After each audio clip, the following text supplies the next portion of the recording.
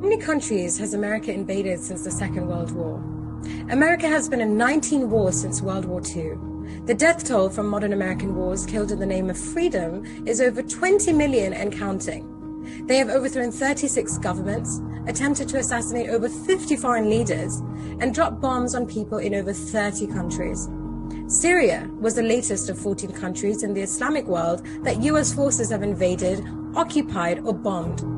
But you believe your American media when they say Putin is a crazy war-mongering dictator.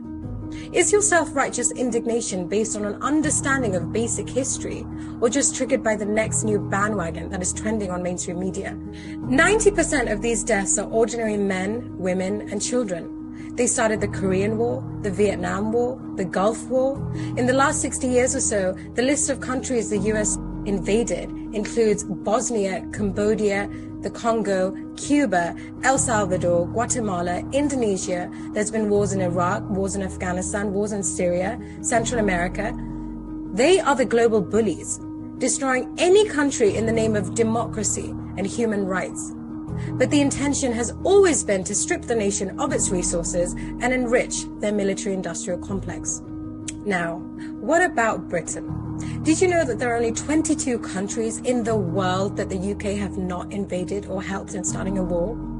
The hypocrisy of the West is an abomination. Where was the sanctimonious outrage when Israeli armed forces bombed and shot Palestinian children armed with nothing but stones? Where was the sense of injustice when George Bush and Tony Blair invaded Iraq?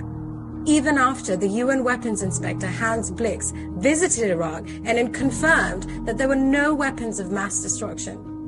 What a coincidence that Mr. Blix was found dead from suicide.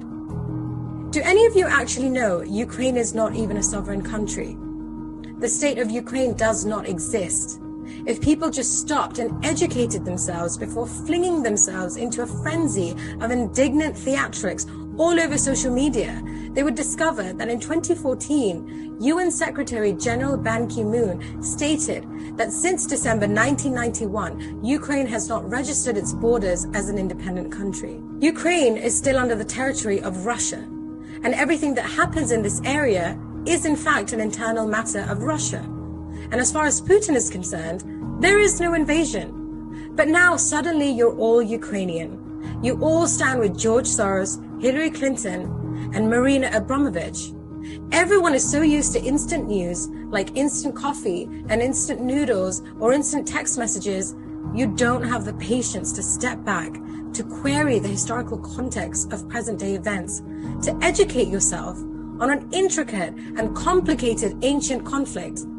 So my question is, when everyone starts shouting on the rooftops that today they stand with Ukraine, do they realize that they're actually standing with Russia?